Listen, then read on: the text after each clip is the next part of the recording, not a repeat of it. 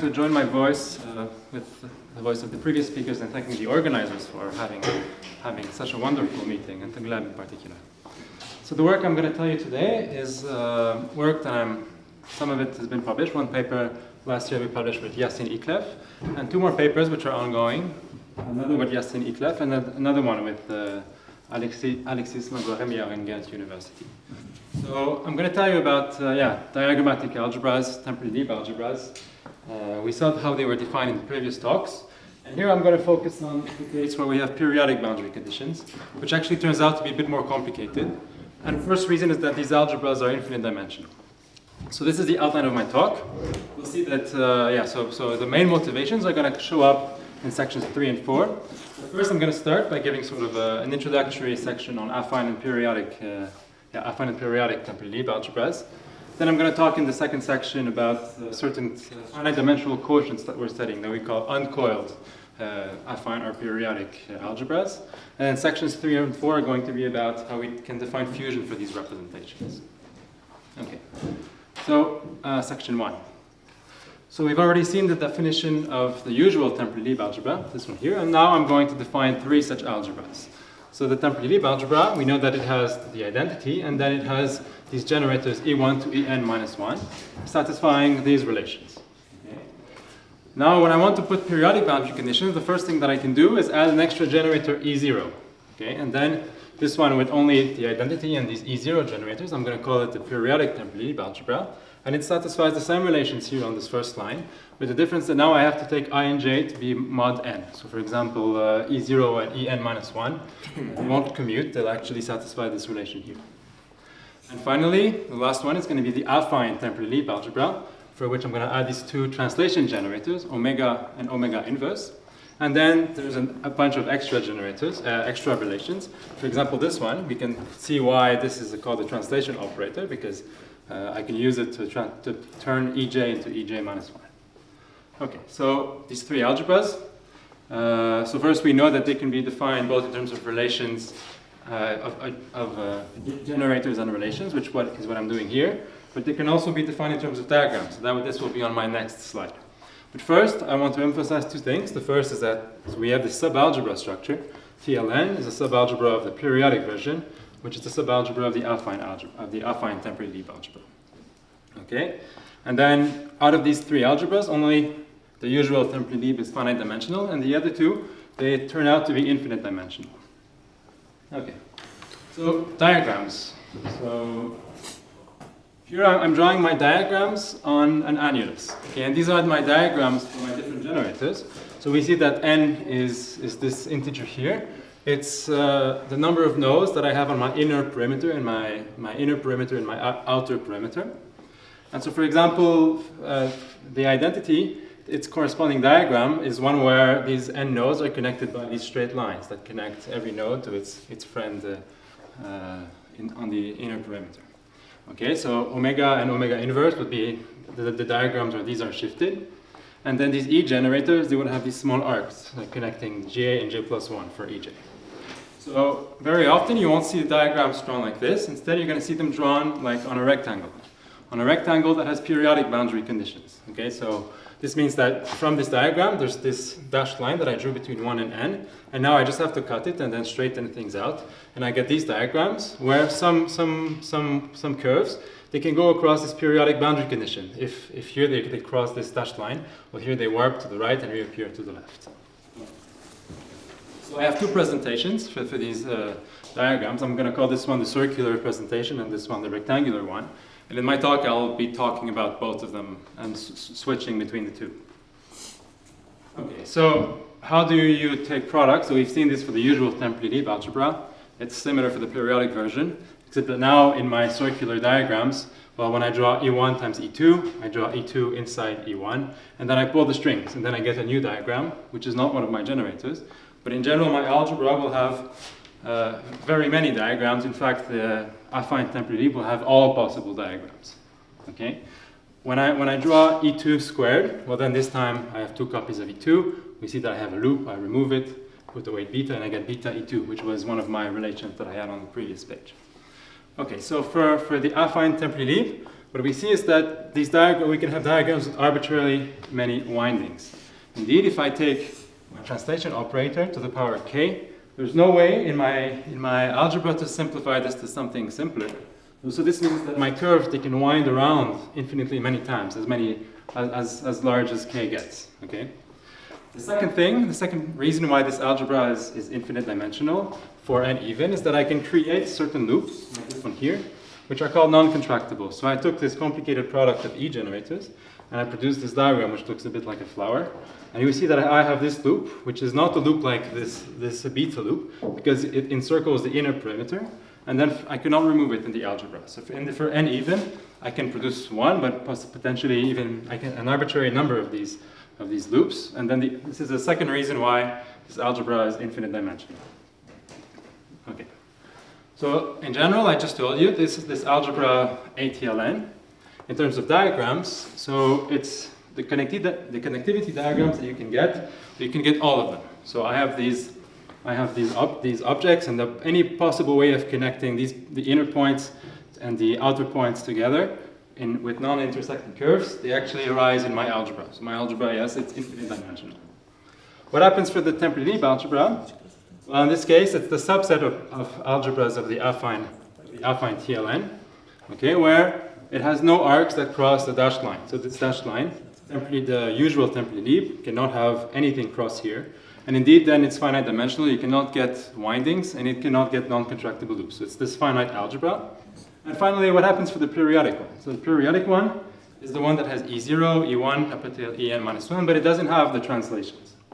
So to understand the full set of diagrams in this case, I have to define the parity of a diagram. So for a given diagram, its parity will be the parity of the number of arcs that cross this dashed segment. So this one has 2, so it's an even diagram, whereas for omega, it's just 1. So it turns out that the periodic Temperley-Lieb is the subset, it has only even diagrams, because when you take products of EJs, you can only get even diagrams. But to these even diagrams, I have to exclude some of them, which are the omega with an even power. Once I impose this, I get all the possible connectivity diagrams. So we know there are many types of representations for these algebras, and this is about the representations for the usual Temperley-Lieb. This in the previous talks.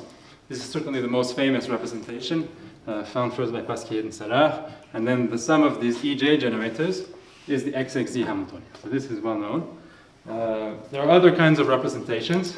The very simplest one, the trivial representation, is the one where every EJ is just 0 and the identity is sent to 1. And then a third family could be the adjoint representation, where what you do is you consider the algebra, like in this case, this is for n equals to 3. So my algebra has dimension 5. I consider this as a vector space, and then I consider the action of the algebra on this vector space. So this gives me a 5 by 5 representation. Of course, this representation, just like for finite groups, is not going to be irreducible. Indeed, I can divide it into blocks, which are going to be themselves irreducible when you have generic values of beta. And it's much more natural to study these blocks. Okay, and these blocks are what are called standard modules, and they were defined also, they were studied in a talk yesterday. Okay, so this was for the usual Temperley-Lieb algebra, but there are similar constructions for the periodic and the affine versions. And so for the affine, you also have XXZ representations, and the corresponding Hamiltonian is just the periodic XXZ. And then it also has one-dimensional representations. I'll come back to this a bit later. And then the adjoint representation is infinite dimensional, but nonetheless you can define the standard representation. So which is what I'm going to do on my next slide. Okay, so standard representations. W, I write them as W, K, comma, Z, and N is the system size. So in this example, N is equal to 4. Z is the complex parameter that I'll explain in a bit. And K is related to the number of defects. The number of defects is actually 2K in this case. So when K is equal to 1, I have 2 defects. So these objects are link states. They're like the bottom halves of my Temperley-Lieb diagrams. And I drew all of them for N equal to 4. And it turns out that in this case, yeah, I have three standard representations. One of dimension 6, one of dimension 2, and one of dimension 1. And then I have to specify what is the action of the algebra. So the action of the algebra, when I act with E, I draw the diagrams below, and I pull the strings, and I read the new link state from the bottom. So this is in my presentation where I had rectangles. But I can do the same thing on when I have these circles instead. Okay, so when I have these circles, what you see is there's a direct bijection between the two. So if I cut along this, if I want to get back the link states in the first formulation, I have to cut along this dashed line. And then if I have a segment that crosses this dashed line, a segment that crosses this dashed line, then it sort of has to travel across and warp between the left and right. Okay, but the idea is the same. And now instead the action of the algebra consists in drawing the state inside my connectivity diagram and then pulling the strings to see what I get. When I do this again, so this is a second example, if instead I act with E1, you'll see that in some cases I'll create some closed loops. And in this case, whenever I have a closed loop that surrounds my inner point, I erase it. And instead of giving it a weight beta, I give it a weight alpha. Alpha is a complex parameter. So this is just one such weight. But in general, there's a family of diagrammatic rules which here I've summarized.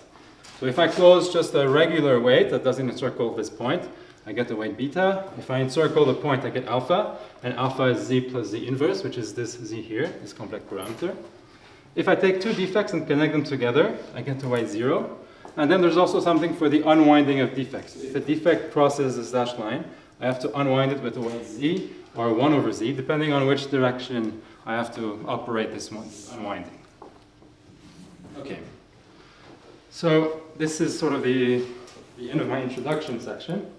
And now, I'm telling you about this upcoming paper with Alexis Langlois-Remillard. So in all the representations, or almost all the representations of the affine algebras that we encounter, well, these representations are actually finite dimensional, whereas the algebra itself is infinite dimensional. This means that in your representation, you have extra relations, and thus it makes sense to study the algebras as well with extra relations. So quotients of these algebras that will end up being finite dimensional.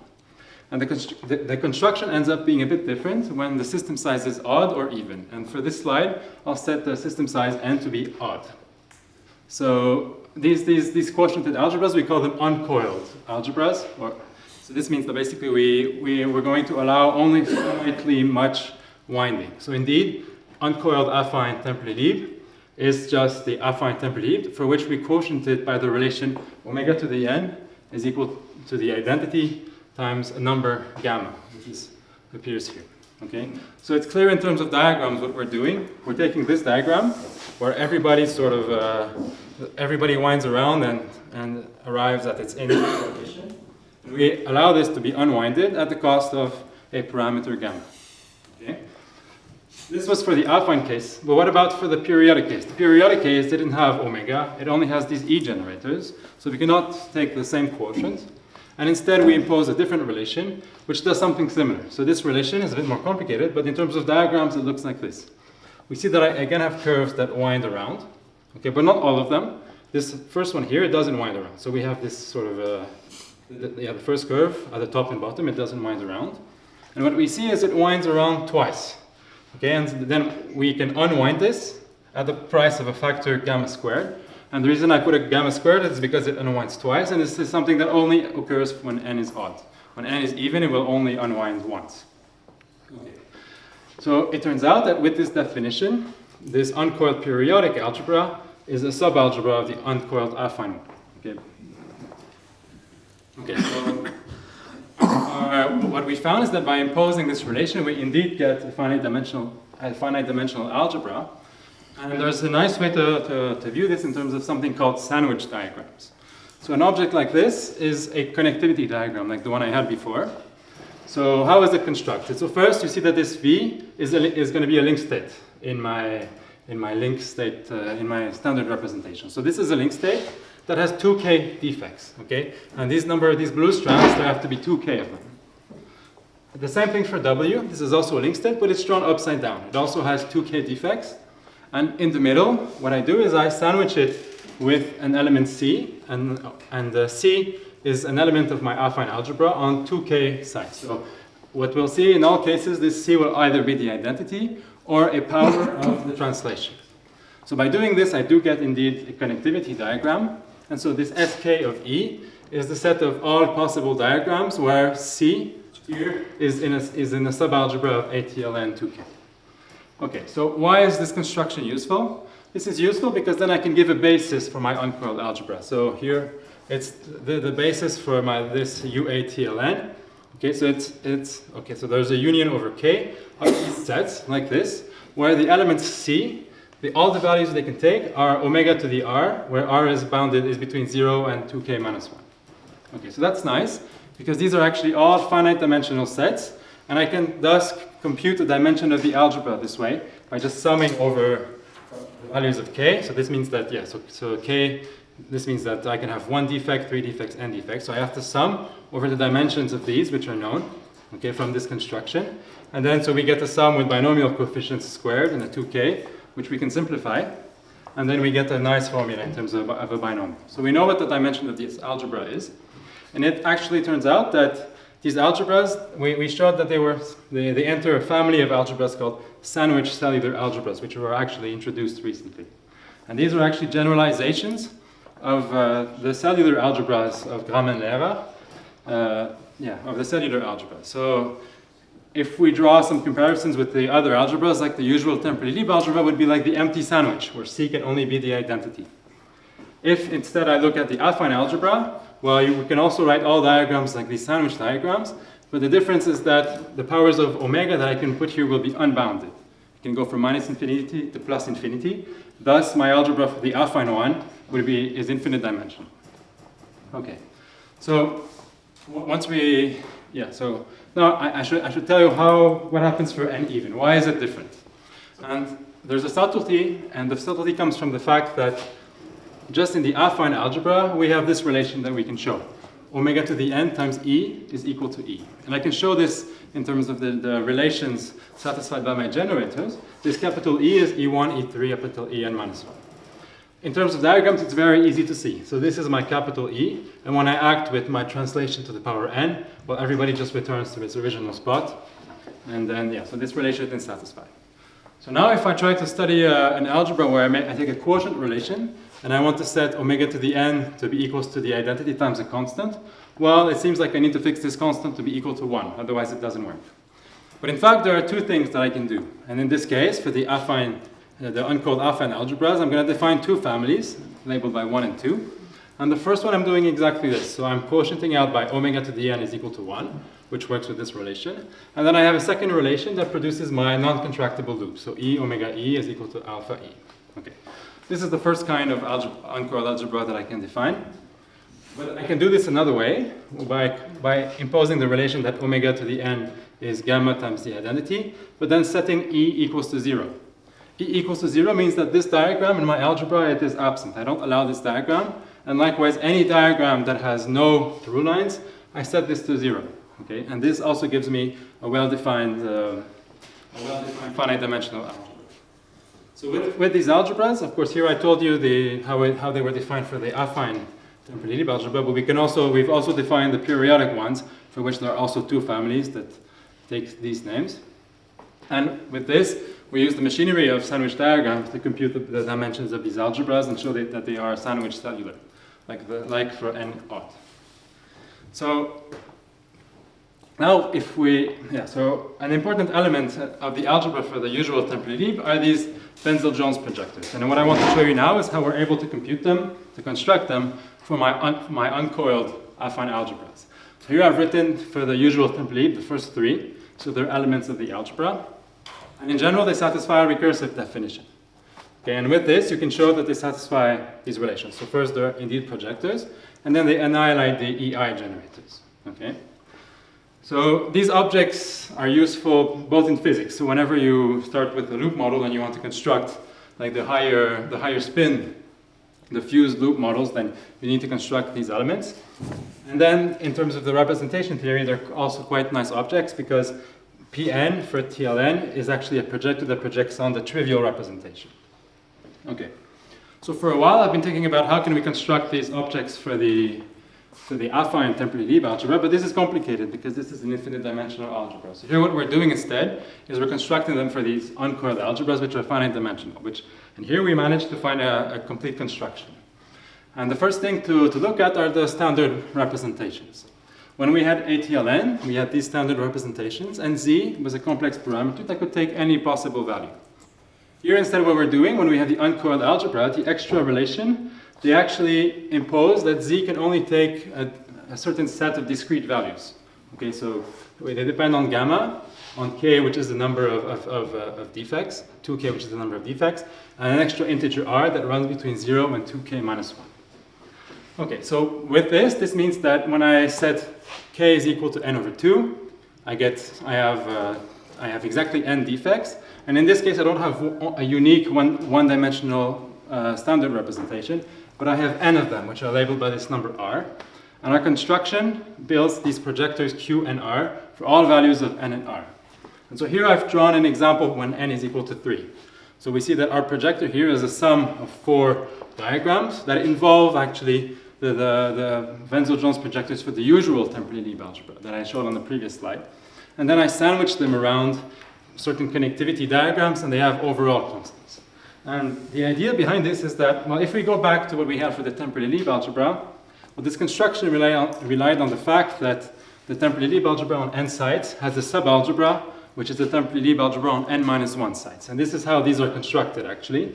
And our projectors, what they do is they use the fact that as a subalgebra of these uncoiled algebras, we have the regular Temperley-Lieb algebra, TLN. Okay, and it uses these projectors.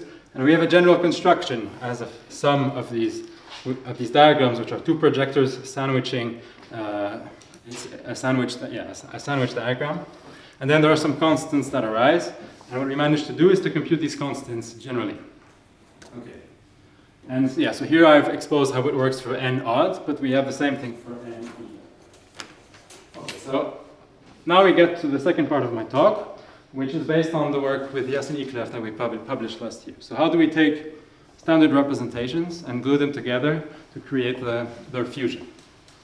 So we do this by constructing something called, these representations that we write as x with k, l, x, y, and z. The last 3 are complex variables, and k and l are going to be related to numbers of defects. So I start with the link state on NA sides. Here NA is 5, and the second one with NB nodes. Okay, and I want to glue them together. And our idea for gluing them together is actually to make a bigger link state where no, I don't have only one of these points or punctures, I have 2 of them. And what we see here is that the first 5 points, they are connected exactly as my 5 points here, whereas points 6 to 11 are connected like they have the same connections as this second link state here. So in the end, these representations x, they're going to be constructed on link states that have these 2 punctures. Okay, and here I give an example for x when k is equal to 1 and y is equal to 0, where I have link states where the first point has 2 defects, which is twice this number, and the second one has 0 defects. And then this would be the basis of my representation. Okay? So once I've defined the basis, I need to define the action of the algebra on this basis. Okay? First, I wrote the second example. Okay, so in the second example, k and l are 1/2, meaning I have 1 defect associated to each. But the action of the algebra will actually allow these defects to connect pairwise. So I'm also going to have link states where these 2 defects have disappeared and they have 0 defects. Okay, so again, to define this representation, I need to define the action of the algebra on these link states. And the way this is done, when I act with E1, well, it's the same as before. I draw my E1 around my link state, and then I read out the new link state, and then I have to remove some loops and give them a weight. And here, because this loop encircles both my points, I give it a weight which I call alpha AB. So in general, there's a set of rules, and there's actually a long set of rules. But maybe I can read through them with you. So first, on the first line, we see what happens when I have closed loops. So they can either encircle nothing and get the weight beta, encircle point A, get the weight alpha A, B, alpha B, or if they encircle both, alpha AB. And these 3 numbers are parameterized in terms of x, y, and z, which are these numbers that appear here. Okay. So the second and third line are about windings of defects. So my defects, they can wind and cross their own dashed lines. So I've drawn 2 dashed lines that connect the bottom point here to each of these 2 two punctures. Okay, and when they do, I can unwind them. And I can unwind them with a weight x or 1 over x when they cross their own dashed line. But it's possible that now they'll cross the second dashed line, and then the weights are a bit different and depend on this third variable z. Okay, so these two lines tell you what are the precise weights. And then the last line is about what happens when defects connect together. So first, if defects of A connect together, we always get the weight 0. And likewise for defects of B, if they connect together pairwise, we get 0. If instead the defects connect of A, they connect to the point, from point A connect to point B, then it's either 1 or mu, where mu is this factor, and it depends which one is on the left and which one is on the right. Okay, so our claim in our previous paper is that this indeed yields a representation. Okay, so now you might ask why this is interesting. Why is this interesting for physics? And the reason is that these standard representations and their fusion, they have a very useful, they're very useful they're like a lattice regularization of the CFT fusion rules. And so in this example where I have a configuration of bond critical percolation, we know that the basic questions that we want to study in here are like the probabilities that some points belong to the same percolation cluster. And you can map this to a loop model and then remove the actual bonds and translate the question into something which is only about the loop. So can I go from point A to point B without crossing any loops? And if I have just 2 points, this is rather simple. What I can do is I can use conformal invariance to map this question to something which lives on a very long cylinder, put my point A at the bottom and B at the top, and say, okay, I'm going to put a standard representation here, apply a transfer matrix a number of times, and then I can compute using by looking at the finite size corrections of the ground state eigenvalue, I can compute the conformal dimension that describes this 2-point function. Things are a bit more complicated when I have a third point that I add here, because in this case I need to consider a domain, map it to a domain that has like 3 infinities, which is this domain shaped like a pair of pants, where this would be point A, B, and C. And then the same idea would apply. I could put like a standard representation here, act with the transfer matrix, a second one and act with it. And at some point they would sort of interact, and I would need to act with a transfer matrix which is bigger. Okay? And so so here I've not drawn my Temperley-Lieb loop segments here, but this is precisely what we're doing when we're looking at my link states like this one here. This is like looking inside these pants diagrams and seeing that I had my first point that evolved and then connected in different ways. And so this is precisely what is needed these are precisely the representations we need to look at to understand the 3-point functions, and basically to understand how these connectivity fields O of Z, they actually fuse together. Once we know this information, then we can compute correlation functions for 4 or more points. And then what we have to do is we have to, this is the usual argument, we have to sum over the different fusion channels. Excuse me, where is the third point in your previous, like in your diagrams, where you compute the overlap? No, there I know, but when you say that you know the result of this overlap. It's the white outside. Sorry, can you repeat? It's a circle. I think, yeah. Then you said that you know how to compute this, right? And you showed other pictures. So our goal is to compute this, right? And so our goal is to understand this fusion. For now, we don't know what this fusion is. So you had a picture where you have 2 points, but other picture with all these circles. No. You showed the picture. No. Where you had all these circles in these diagrams. Yes. Okay. And you said, okay, this relates. Okay, but here you have 2 points. Where is the third? Is the circle? So it's on the. You see the puncture from from the infinity, basically. Exactly.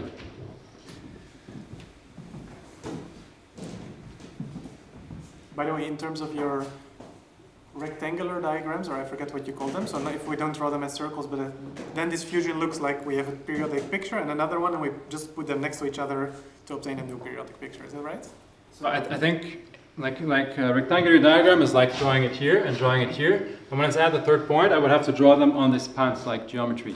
Where when I have defects, well, they can be connected. Yeah, they can be connected in 2 different places. And so indeed, in this case, this is why we're using the circular picture, because I find it much easier to draw diagrams on these circles rather than drawing diagrams on the pants remembering, do I have all the possible states that go around?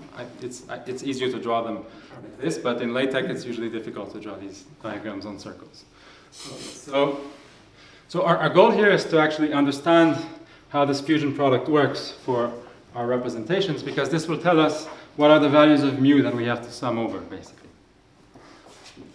Okay, so from this, what we can do is that we started studying properties of these representations. The first thing that we figured out are their dimensions, which is given by this formula. Okay. The second is that we looked at these representations. These are actually big representations. Like the adjoint representation, they're not irreducible.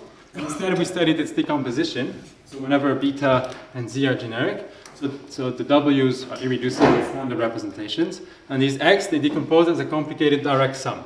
Okay, of these standard irreducibles with this double the double sum here, which is non-trivial. So there's a nice way to understand how this works in terms of diagrams. So if I want to fuse something that has 2k defects with something that has 2l defects, well, when I glue them together and define these representations, what can happen? The first thing that can happen is that, well, I'll still have here 4 and 8 defects, but I'll also have some lines that sort of connect between them. We call them through lines. Okay, and then this will act like an effective number of defects, not only the defects of a plus those of b, but also twice the number of through lines. Okay, and then this number m can go from k plus l to n over 2. The second thing that can happen is that these defects, some of them will connect, some of a with those of b, and then the effective number of defects would be these 2m, which is going to be smaller than k plus l. Okay, so this is sort of a nice diagrammatic way of understanding this. And then there's a sum over n, which is this n is sort of the value that z can take, this parameter. And this is due to the fact that there are possible, it's due to the invariance and the rotation, that our parameter z can take different values. Sorry. Yes? So you just write down the composition factors, or what does this equal sign? Okay, so this means that this representation is isomorphic to a direct sum of irreducible representations, and these are the lists. Oh, okay. These irreducible representations. This is a non-trivial calculation, actually. This is non-trivial to show.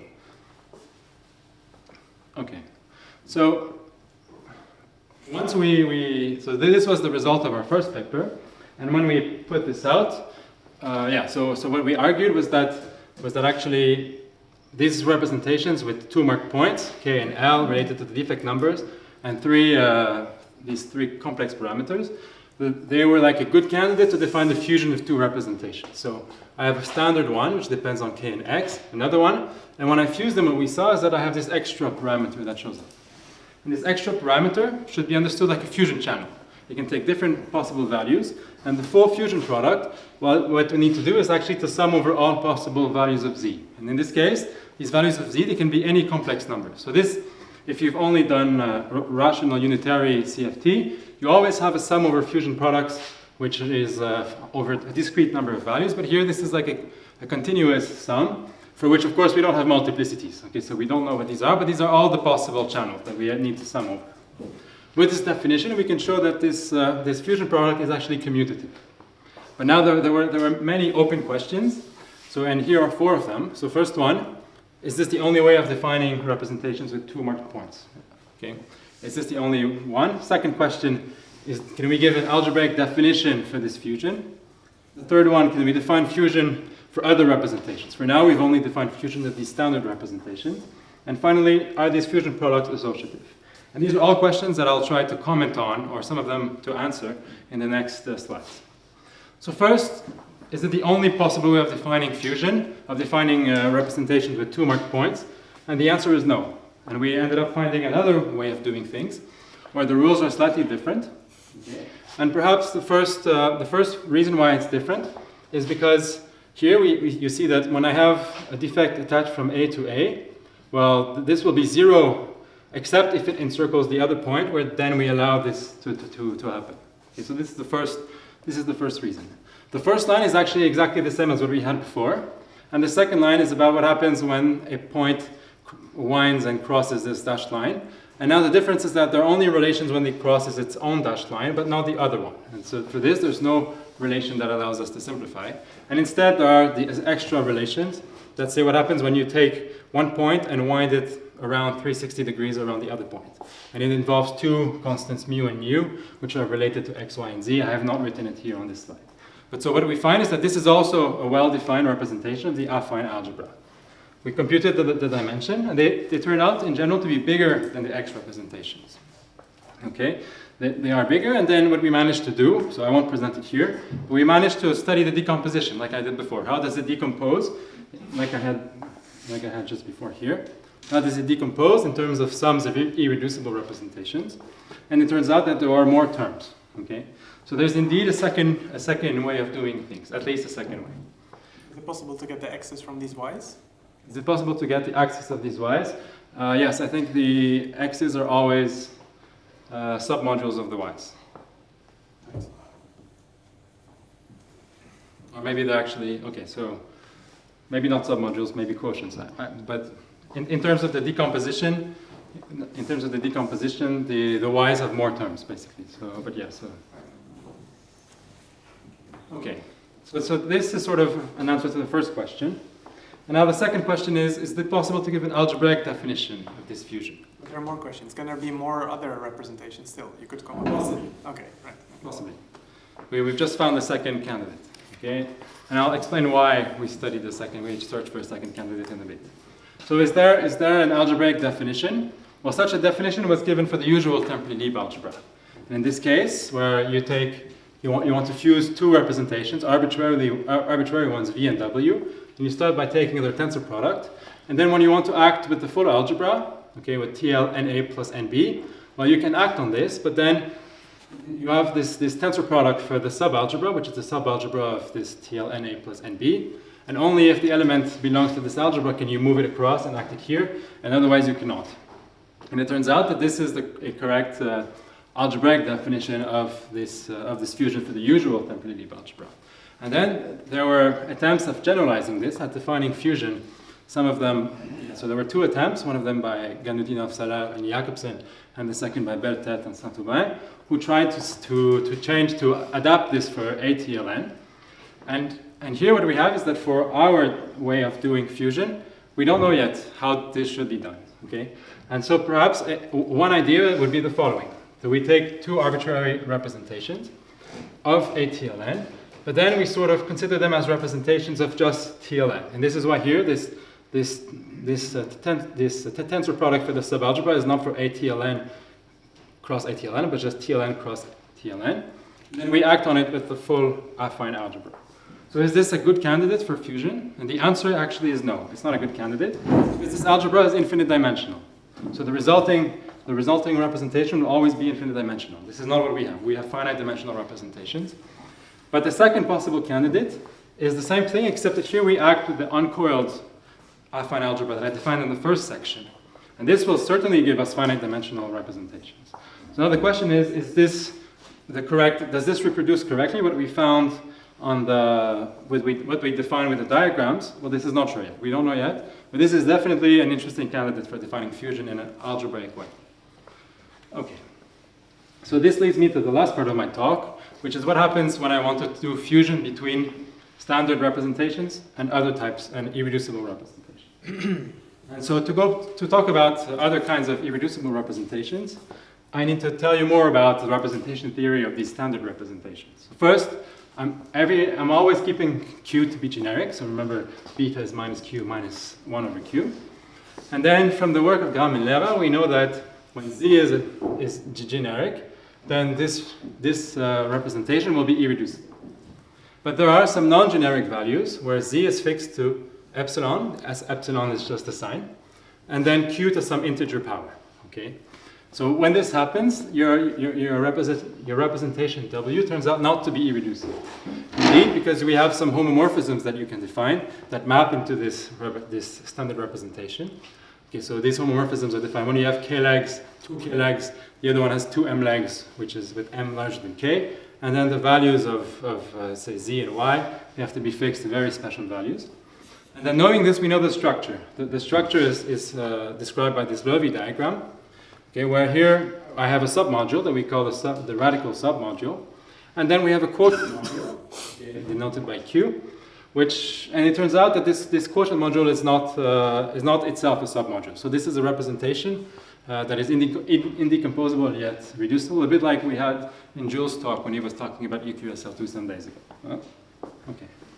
So our goal now is to do what? So these two are irreducibles. Can we construct a fusion of a standard representation with a submodule, a radical, or a fusion with W with a quotient representation? And here we're focusing on the case when we fuse, we set this number to be 0, right?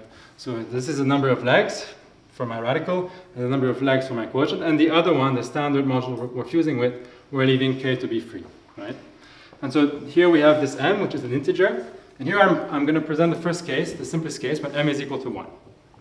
Okay, so when m is equal to 1, so my Levy diagram is this one. So I have the standard representation with 0 legs, and then I'm fixing z to be epsilon q, which comes down to fixing alpha to be minus alpha beta. So either it's beta or it's minus beta, depending on epsilon. Okay, so we have the submodule and the radical, and so in our previous paper we managed to construct a basis for this radical. And so yes, in this example, I have this representation which is 6-dimensional, and then I want to construct a basis inside the 6-dimensional space that is isomorphic, that as a submodule that has 4 dimensions, that is isomorphic to this one for the special values of z. And the way to do this is to use my Wenzel-Jones projector on 2 sides. Okay, so indeed, the map is obtained by taking these ones and replacing the 2 defects by this formation, which I have a projector and they're connected to it. So this is a P2 projector, as I defined earlier. So what we showed is that this is indeed a submodule when alpha is minus epsilon beta. This is a 4-dimensional submodule of this one. This one generates this radical submodule. So now once we want to start fusing with this radical, right? We want to fuse W with R. Well, we apply the gluing operator to objects where the second one has these projectors. And then what happens is we get link states in these X representations where where I have these projectors. And basically, because this is a submodule, the same definition, the same diagrammatic rules that we give for W cross W, they actually hold when we want to study W cross R. It turns out that indeed, when R is a submodule of W, then the fusion W cross R is a submodule of W cross W. So now, once we know this, all we have to do is to figure out of all the factors that occur in the decomposition of W cross W, which one appear in the submodule, okay? And the answer to this it depends crucially on the value of Z. And actually for almost all cases, W cross R is the full W cross W, it's the full representation X, but there are just a few special values where this is not the case. And this is when Z is equal to X, when K is larger than 0. And when K is equal to 0, we have Z equal to X or 1 over X. In this case, we have to take X and quotient out by this W of K comma X. So now we know in this example how W cross R, how we can compute this fusion product. And now we want to see what happens when we instead fuse W with Q. And W with Q, so we had a 6-dimensional space, 4-dimensional submodule, and therefore the quotient is just 2-dimensional.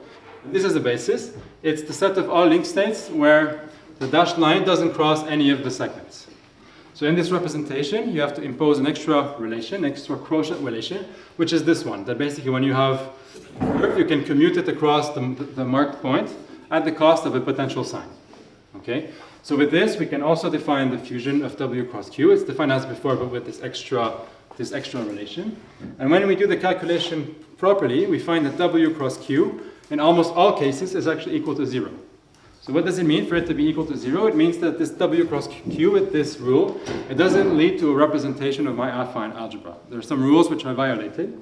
And so in this case, we say that the result is 0. Whereas the only cases when this happens are exactly the same conditions as I had before.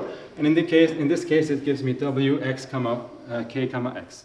So this is nice because the way this is defined, actually what we've constructed is a fusion product where the fusion of W cross Q is the fusion of W cross W. I have to quotient out W cross R. This actually turns out to be, when you study fusion in CFT, it also has the same property. So this is nice because now recall that the full fusion product is obtained by summing over Z over all possible values, which were complex. But here, this is non-zero only for a finite discrete amount of values. So when we do take the sum, we just have one case. We just have WKZ that shows up. So what we see from here is that this Q0 comma minus Q, it acts like the identity. Okay, so when you fuse it with WK comma X, it acts as the identity. And this is precisely like the identity field in CFT. And this is known, this one is often called the vacuum representation. So our fusion product, the way we construct it, we find that this, what is usually called the vacuum module, behaves exactly like the vacuum should. So this was the first example. I have a second example. And the second example is when now m is equal to 2. So that means that the exponent here is epsilon, yeah, so we have epsilon q squared instead of epsilon q. In the previous thing, if you put that k is 0, then you get two things on the right-hand side or not? Not really, because actually what this actually means is that when k is equal to 0, w0x is isomorphic to w0x inverse. Yeah, so here we get just 1. And here, of course, when we take the sum over z, we don't know about multiplicities. So any multiplicities that would appear here don't really make sense. Yeah, I'm almost done. Okay, so in this second example here, when m is equal to 2, so the construction is similar, but now it uses projectors of size 4. So in my example where I had the 6-dimensional space, the sum module would be 1-dimensional, and the quotient would be 5-dimensional, and the extra relation would be this one. Okay, we performed the exact same analysis to get the full fusion product of W cross Q, and we get something that has many different subcases, but the result is that it still has a finite amount of terms. Okay, and so it depends on the defect number, k, 0, 1/2, or 1. And this one here, no, not 1, just larger or equal to 1. This one here is the general case, where we have 3 factors. And we see that in these 3 factors, we have wk with x shifted by q, or 1 over q, and one term, which is wk plus 1, where it's still x. So one thing that should be noted about here is that there's not another term, which is wk minus 1, comma x. Okay? This term is not there. And so when we got there, we tried to answer another question, which is, are these fusion products associative? Okay? And it turns out that we can show with a very simple example that this is not the case. Okay? And this is the example here when we take w with 2k defects, this q0 comma minus q squared, and wk plus 1 comma y. And so of course we can compute this 2 ways. First by putting the parenthesis with the first 2 terms. We know how to decompose w cross q, and then we know how to decompose w cross w, and after some simplifications we get this answer. And if we do the same thing with the second, putting the parenthesis here, we get a very similar answer, except that the sum here starts at 0 and starts at 1, which is a bit annoying because we were hoping that these two would give the same answer, and it turns out that it doesn't. Okay? And actually, if instead we had a fusion product that had this extra term, this 4th term, then the result would actually be associative. And the solution to this problem is the fact that actually if instead here I was defining fusion defined with these representations x, but if I do it with these new representations y that we studied, then the fusion is associative because this extra term does appear. So this is my last slide. So what about in CFT? Are there predictions for what this should give? And the answer is yes. Okay, so we know how when we have a given standard module and we take n goes to infinity, the system size, we know that it becomes, the corresponding algebra is 2 copies of the Virasoro algebra, and then what we get is a sum of the tensor product of 2 Verma modules with the weights which are known. So the mu here is related to this parameter z, okay, p is the variable that is sum over, and k is half the number of defects. So we know what this is, what the scaling limit is for the standard representation, but also for these quotient representations, where in this case, there are the direct sum of these CATS representations, which are given by the ratio of 2 Verma modules. Okay? So this is nice because we know how, so for these, for these CATS modules, we know that their fields are actually these fields phi r comma s, and we know how these fields fuse whenever the 2 labels are integers. So here I'm giving the example when I'm fusing with phi 1,1 and phi 1,2. This is very simple, but we know what the general form is when r and s are integers. So this is very well known in CFT. And just with this information, we're able to compute the fusion of W cross Q. And when we do this calculation, we see that indeed, when m is equal to 1, indeed the result, it should behave like the identity. And when m is equal to 2, we get these 4 terms, and the general formula is this one, okay, where we have a double sum over these 2 indices, mu and nu. Yeah, mu and nu. And so it actually, we are still completing the analysis, but from what we see from now, if we define fusion with the representations y, we get exactly this decomposition. Okay, so this is quite nice. It means that these Q's, they actually behave like the fields in a rational CFT. So this brings me to my overview.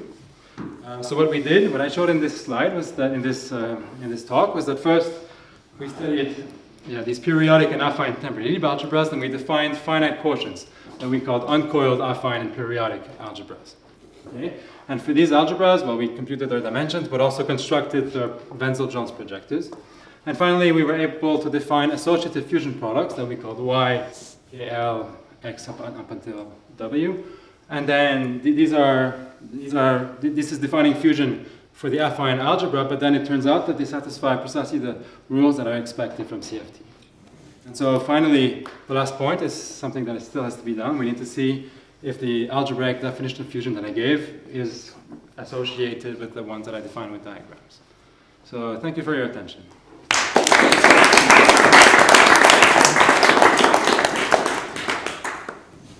Questions? Yes? I have a very simple question about the non-associativity. For, let's say, SU2 or so and triple tensor products, we get, depending on how we do the, how to say, the products, different results, but the Racker coefficients, they disentangle the mixing. Do you say in your case something like Racker coefficients do not exist? For the case where the associativity fails. So this, I think these coefficients here are like the 3-point function coefficients. And maybe this could be a resolution, but I think in all examples that I know of rational CFT, they're always associative. And then the coefficients are computed differently. But, yeah. In the end, we managed to find the fusion product that actually makes more sense as well. So if I go back to the rules that defined my representations X, there was something a bit off about them that we had not realized when we first introduced them. Okay. And this thing which is a bit odd is that here we have a rule for commuting a line sort of across. We had to commute a line across a point, which when you want to study connectivity diagrams, when we want to study correlations for these connectivities, you don't want to be able to commute lines with these points. So, and the new ones, they don't have this structure. So we do believe that the new type of fusion or new candidate is better also for other reasons other than just associativity. Yes? So when you define the fusion with the y modules, Yeah. you have to sum over z and w, right? We have to sum over z and w, that's correct. So is there like simple physical interpretation for these parameters? Yeah, so first in my representations X, again, something which was unusual is that this Z appeared in 2 places. One of them was for these loops here, and the other one was for basically the windings and defects. In the new representations, okay, we have in the new representations, which was here. So these representations are bigger, and the 2 things can appear simultaneously in one representation. We can have loops that have alpha AB, which then are parameterized by W plus W inverse, and then the weight Z appears with this factor mu. The 2 can occur, and there's no reason to set these 2 parameters equal to one another.